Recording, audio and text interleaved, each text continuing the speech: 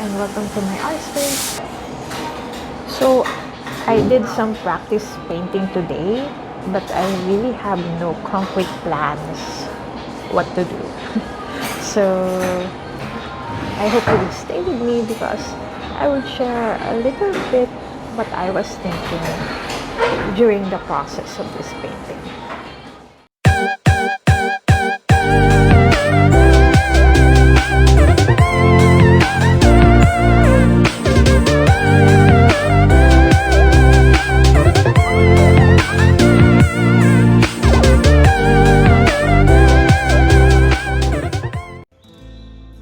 I was looking for a nice spot to paint, so I thought of staying in this coffee shop for a while.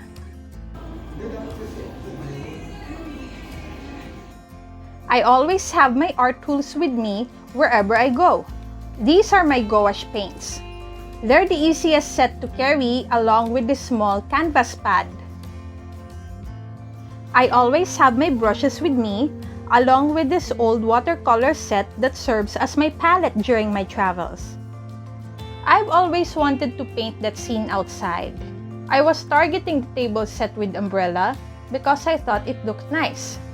While dampening the paper and laying out the white paint, I was already thinking of the hues and the colors that I would have used for this painting. I started with the umbrella, but then I thought it was too tall, so I had to correct it.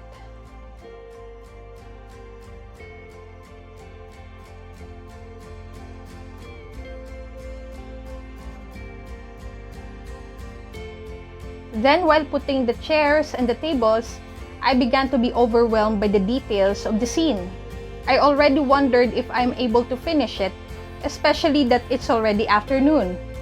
If I finish this at night, it would be hard for me to go home from Manila because public transportation from there to my province is quite hard. I always consider the time whenever I paint.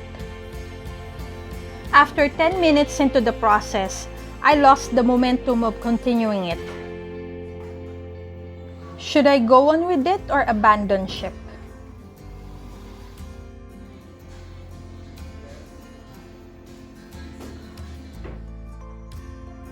After much self-deliberation,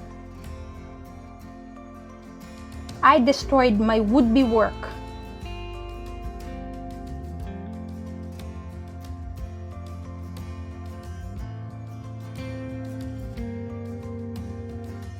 I was not sure whether I should make a new painting over the canvas now that it's covered in gray.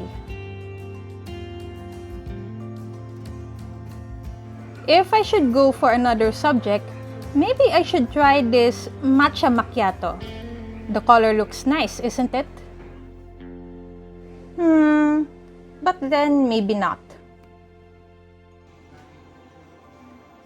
So why not go for this whole cup of coffee instead?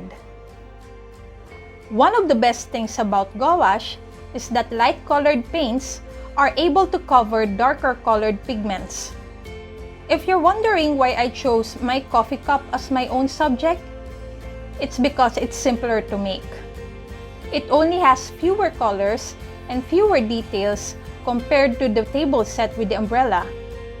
In just a few minutes, I was able to color block the two major colors of this subject, white and violet.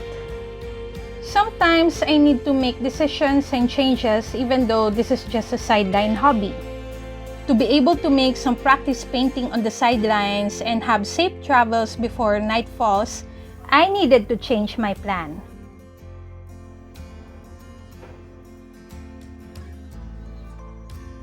I honestly felt bad that I couldn't paint the table set with the umbrella. I'm also like that in every major decision that I make. I remember the time when I had to quit the media industry because the work was too stressful for me.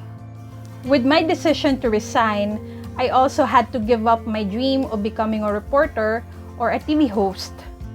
But on the good side, I needed to quit because I had to protect my mental health.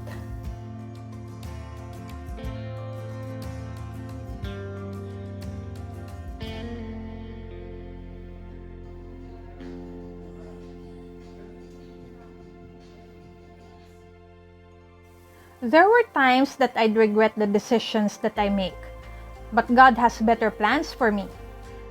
That major decision I made actually saved me from bigger traumas, and somehow my dreams still became true through blogging. Man's plans may fail, but all things work together for good for those who love God.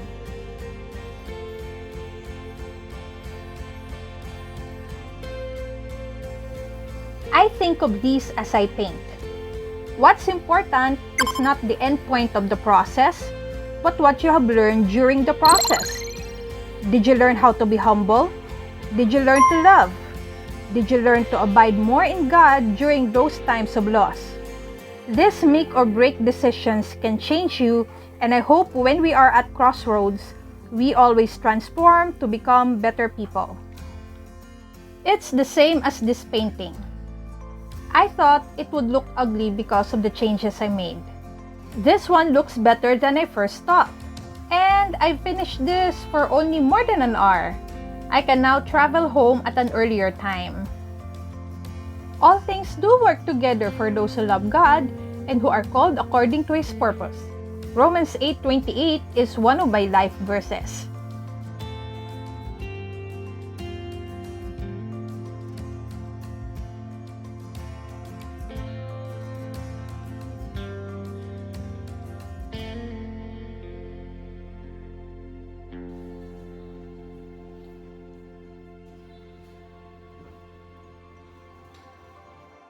Art also serves so much lessons about life, When I was doing the painting, all I could think is like to reflects how I make my choices in life.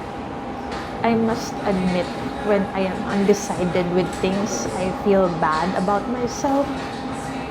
I should really learn that I should not be harsh on myself. I should give myself time to reflect, to think, know that I'm just human, and it is only by the grace of God that I can do all things through Christ who strengthens me. So thank you very much for joining me, and I hope I see you again here in my art space. Let's have coffee. Bye! My choices in life.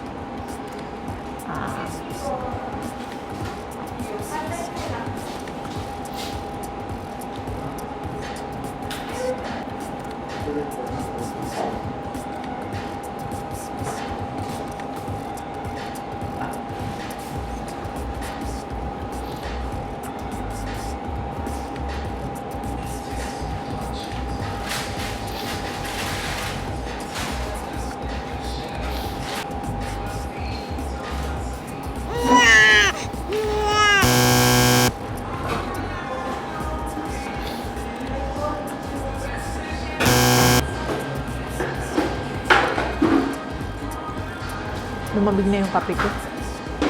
Matcha.